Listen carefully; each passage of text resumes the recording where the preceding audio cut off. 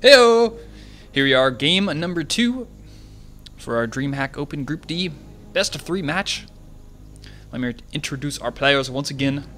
The bottom left side of Whirlwind LE. It's going to be our yellow Protoss player, Bischu. And his fellow Swedish opponent. Bottom right side of the map is going to be EG's ThorZaIN. Mr. ThorZaIN decided to win last game. Good for him. And he did everything pretty much perfectly. The key points to his victory was scouting. I mean, that was by far the single most important thing. He scouted. He saw, okay, one pylon. Where's pylon number 2? Should be pylon number 2. No pylon number 2. He scouts everywhere except for the one spot it is. Knows there's an attack coming, so he does his due diligence. Was prepared for it. That was nice. And eventually he did scout the pylon out, which was great. And he was ready to counter with his own Widow Mine drop. And that Widow Mine drop was kind of the slow stab that caused his opponent to bleed out while he defended the Blink Stalker all-in. And another thing great with that Blink Stalker all-in play, he had a Widow Mine there. I showed it in the highlights. I didn't actually see it when it happened because I was watching the action, but he actually... that was one really cool thing Bischu did, was he moved his stalkers in position, knowing he could see the Widow Mine there, and then he blinked the Widow Mine, or sorry, blinked the stalker back, so that the Widow Mine didn't do any damage. And that was pretty slick. So that was pretty sweet there.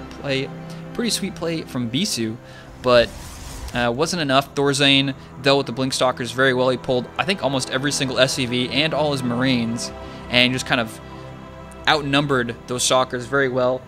And just kind of pushed him around. Bischu's micro wasn't good enough to deal with it, and over time the fight took. Bischu just lost too many workers, couldn't reinforce, and ThorZaIN took the victory. So we'll see what type of style Bischu's going to go with this game. Is he going to continue his aggressive style, or is he going to try a big macro game versus ThorZaIN, the Spoon Terran himself? I wonder if he's going to show us any spork play. You know, a little bit of aggression here. The last game was kind of like some spork action. A little bit of the fork in there, but mostly the defense. But a little bit of fork action there with the medevac with the Widow Mines. So we'll see what he's going to do this game. Factory going up. Gas has already been started mined. A couple of Marines popping out. Doing some scouting. Smart move here. You know, if your opponent has shown once already that they want to play aggressive, and he scouts it out right there. Look at that. Sees the Stargate. He's like, all right, cool Stargate. You know, he threw it down really fast at the expense. Oh, cancel! Oh, Bischu, you're a tricky boy. What's he gonna do? Is he gonna throw down a Nexus? I think he's gonna throw down a Nexus. So he should. This is a total mind game. If he actually throws down a Nexus here, yeah. So playing completely into the mentality that ThorZaIN feels Bischu has, he is gonna play super defensive. He scouts out the starport. And then Bischu does a completely switcheroo 180 on ThorZaIN, and ThorZaIN's going to play defensive. He's throwing up a Widow Mine. He's building a command center in base, and he's just going to sit here. He's going to think, all right, I need to prepare for, you know, Void Rays, more than likely Oracle. So he's going to make a bunch of Marines, put the Widow Mines in position to deal with, you know, the direct path of the Stargate. So if the Stargate was here, it would have flown directly to the right into this Widow Mine. So ThorZaIN completely bought hook, line, and sinker into this elaborate ruse that Bischu is putting on display for us here. Even throwing down a bunker. Look at that. Has his guys in the mineral line. So prepared for this. That's the sneaky Marines over there. And he's bringing another Widow Mine to put in the mineral line. So in a little bit here, ThorZaIN's going to think, well, what's going to happen? He's going to throw down a scanner, or is he just going to figure, you know what?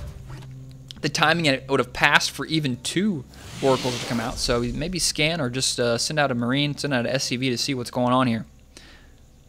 Pylon for Bischu, way up here at the top, kind of just chilling. This map is so big, that's not really, wouldn't even scout medevac drops, just because it's so far north. I wouldn't see that ever happening. Okay, so Bischu hasn't yet scouted out ThorZaIN. He's going to take his time here. Just put one over here, and he actually canceled it because he was expecting ThorZaIN. Maybe he's over here. Maybe he thought this was cross-map only spawning positions, but maybe not because he scouted over here. But it was worth the risk, I guess. He figured maybe he could hit some type of timing with the proxy pylon, you know, risk it, throw it up there. If it's not it, you know what, screw it, I'll just cancel it, build it over here, save this money. But now ThorZaIN's feeling, okay, I got enough forces. Widow mines everywhere. Gonna move those Widow mines down there to low ground. He's gonna be able to take his expansion, but look over here. Bischu has already been mining. He's like, you know what? I've been mining for a while here, buddy. And 2 proxy pylons. Bischu, and he's got a mortal out. He's got making some more probes still, but this is gonna be some pressure incoming. He's got 3 warp gates and 1 immortal. This will get scouted out as soon as he runs up this hill. Yep, too close. If it had just a little bit lower, that wouldn't have been scouted out. Stalker's being warped in. Actually, 4 Widow Mines, and does he... Okay, there's the Observer. I was about ready to say he's going to need to have an Observer if he wants to push this. If he wants to, you know, do some damage with this force he's got going on here. He's going to have to get a Widow Mine, or sorry, an Observer. 1 Marine's going to push forward here and scout out, see those mortals, and think, okay, he's got immortals. He hasn't attacked me yet. More than likely, he's got an expansion by now. Would be the safe assumption. Siege tanks popping up for ThorZaIN. ThorZaIN got so much defense at the front of his base here. He doesn't want to lose to an attack. Some medevac's going to come out. He's got the 3 barracks pumping. A double tech lab going to come out here. And lost a unit there. It looks like he lost a stalker. And something else just blew up. What the hell was that? Just heard something else blow up. It's not good. Stuff's blowing up before BC even gets to the fight. Observer's right in position. He's going to see. Oh no, if he loses that Observer, this is going to be completely shut down. No, he loses the Observer. And now the Widow Mines can just sit there. And the Siege Tanks and the Marines, he's just going to go for it. Those, one of them's not on cooldown there. It loses another sentry. And he uses the Immortals. He needs to switch the target of the Siege Tank to the Stalkers. There as he goes. Good control there from ThorZaIN. And he's down to just a couple Marines, but it's going to be enough. There's not enough forces here for Bischu. Even Microwing saving a couple of those SCVs. And the Siege Tank just taking some free pot shots at those Stalkers. And once again, ThorZaIN's defense has just been completely stellar. Bischu, it's kind of backfired on him a little bit. He was, you know, showed his opponent that he was going to play so aggressive. And ThorZaIN was just over-prepared for that, so that kind of over-preparedness just kind of transitioned into him being as prepared as he is now for this next attack. And so Bischu's going to give it another shot here. We'll see if it's going to happen. He's still producing workers. He's still making guys at his natural. He's got the double gas up there, so he can produce those guys. He's got the nice Zealot skin upgrade. Trying to warp in some more workers, but ThorZaIN producing as much as possible. Still doesn't have stim yet. Marines don't have combat shield either. Only 1 siege tank up here. He's got only 1 immortal in the mix. He's making a Colossus, or sorry, robotics bay. And the mothership core is going to fly over here, maybe throw down that time warp to slow down the mining, or just do a little bit of annoying poke action here with this mothership core, which shoots a repulsor cannon. I didn't know that's what that was called. There you go, guys. Repulsor cannon is what they call the mothership core attack. And these SCVs are just getting healed by the medevac. Oh, he's got one. The first kill, congratulations, Mothership Core, you've got 1 kill.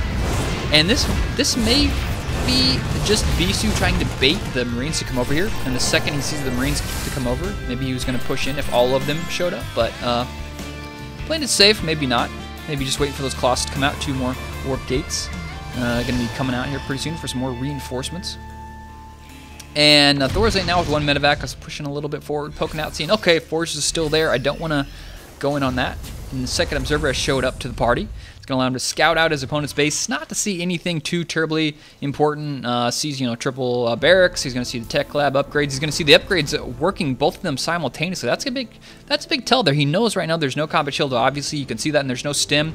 So if he wants to make an attack, his chance would be very soon, but just the force here from ThorZaIN would kind of lead you to believe that'd be a bad idea. There's so many siege tanks, and just the bioforce here is crazy. We can check the army forces actually favoring. Oh, he's pushing the siege tanks forward. This is pretty ballsy here from ThorZaIN, but he calculated risk. It works out, and he baits the engagement out of there from Bischu. And the bioforce here from ThorZaIN is just wrecking how stim is done, combat shield is done. He's going to be forced to warp away. And the reinforcements do get taken out here at the top. You can see all the cannon shells there on the ground. And ThorZaIN with a calculated risk hits a great timing there with that stim and combat shield. Forces Bischu to lose a lot of his forces. Most of the Zealots get taken out there. Yeah, I think he lost. Nope, didn't lose the Immortal. 6 kills on that guy. That Mentor's still alive. He's a veteran. He's been around since the first attack that went on here. Colossus is going to be in the mix pretty soon. No Vikings out yet, I don't think. Nope, still making medevacs, so no transition yet into Vikings from ThorZaIN, but at this point he doesn't really need them because his Bioforce is so huge. He's got 4 siege tanks coming across the map. More medevacs coming, so this might just be a brute force attack here. There's only 2 sentries with enough for maybe 2 force fields. And if ThorZaIN slow plays this right, he's going to be able to get those siege tanks in a nice position. You can even put them over here, start wailing away on that assimilator. Now ThorZaIN dealing blood in the water. He's going to go for an attack. He's kind of baiting those units forward. The siege tanks wrecking all those units at the cost of a lot of zealots. A couple marines there diving out ThorZaIN with some forces. He could easily pick up medevac into the main, kind of split his forces up here. But we'll see if he's just going to go straight on in. The Colossus do have the range upgrade. A third one's about to pop out, and that just may be too much for ThorZaIN. ThorZaIN's army's looking a little skinny here, and he's going to push him back. The siege tanks are just going to fall so quickly, but all those stalkers die. All the zealots are dead. It's just the expensive units left, and ThorZaIN may bum rush him. Going to go straight in. The zealots are warping in. He's going to push forward. The third Colossus shows up, and ThorZaIN quickly picks up. Feeling there's too much, he's going to fall back. Doesn't want to lose these guys to those Colossus. And yeah, ThorZaIN just picking him up and dropping him. Maybe going to go straight for the main. Those Colossus are slow. Now's his chance to just scoot on into the main. Here he goes. Nope. Going to turn around. Biding his time, waiting for more Vikings to come out. Since there's no Stalkers right now, it's just a couple sentries, and those things are just tickle cannons. These Vikings are going to get free reign to just hassle these Colossus all day, and that's going to allow ThorZaIN to kind of just poke around and do what as he pleases. Third base going down for ThorZaIN. There we go, the Vikings poking in there, but now the Stalkers have shown up. Stalkers, the good guys, running the AA for those Colossus. ThorZaIN setting up a beachhead down here at the third base. The future third base of our Protoss player. Actually, this would have probably been his third base. Maybe fourth base would have been this one here. Marine is going to go scout to the top. Oh, nice. I love this. I got to say, ThorZaIN, scouting machine. I love it. I love it. I love it. Look at this. Scouting up here. He's the one to make sure there's no hidden bases anywhere. Such a good solid player. Such good scouting from players. And, you know, scouting is a really undervalued thing, I think, in StarCraft players. Third base. Well, look at this. This base, like 2 seconds ago, just landed. And there's already refineries up and, like, fully saturated. What happened here? What happened over here? That just seemed to pop up out of nowhere. Those Stalkers are a little scared. They're like, they run up to the bushes and they start getting shot at. They're like, oh no! I've heard of those Marines before. Those guys are pretty dangerous. There's just one in there. Now Bischu going to make his attack. Supply favoring ThorZaIN, 155 versus 125. Army supply 103 versus 80. So the army is favoring ThorZaIN. Now he's got some good siege tank count, but the Viking count is really in favoring here of. Actually, the Viking count is always favoring ThorZaIN. Bischu can't make them, but you know, compared to the Colossus count, which is 5, there's no zealots. Actually, there's a couple zealots being warped in here. No, actually, those are stalkers, and I just think the stalker force is going to get slaughtered unless he can start to pick off a couple of these siege tanks. Those 3 siege tanks are just going to completely destroy that stalker count if he gets some good attacks in there. There we go. The stalker's getting already beat up quite a bit there, and even getting a shot against him on that Widowmine. And Bischu isn't aware of the space on the right. He needs to go scout that out. This is completely left open. ThorZaIN will lose that. ThorZaIN is like, okay, no, he's moving in position to take my third. He's going to try and defend this. ThorZaIN does not want to lose his third base. He's sieging up. His forces are kind of trapped there in the... Oh, no, but the siege tank dealing work over there. The Colossus are in the back attacking the SCVs. The Bioforces down here getting all the free shots, and the Colossus really need to deal with the units on the ramp. The Colossus are attacking buildings. Construct... No, now they're attacking the Bioforces, but it's too late. GG goes down from Bischu, and ThorZaIN takes the game. I thought that was going to be a changing moment in the game there. You know, he had a good positioning. All the bio was trapped behind the siege tanks. He had a high ground advantage. But, you know, ThorZaIN did a great job of pulling those SCVs in from behind, sacrificing those guys. The Colossus wasted so many shots on attacking those SCVs, attacking, you know, the refinery, attacking this orbital command. Look how low that is. And all those shots would have just completely evaporated the front line of ThorZaIN's Bioforce. May have not won him the game, but it definitely been a much closer fight. So good series here from both these guys. ThorZaIN taking the series 2-0. Hope you enjoyed this best of 3 series from Dreamhack Open. I'm going to continue to cast more games from the group play and whatever else I can find. So once again, guys, thanks for watching. You can follow me on Twitter at EonChikino, and of course on YouTube, youtube.com/EonChikino. See you guys next time.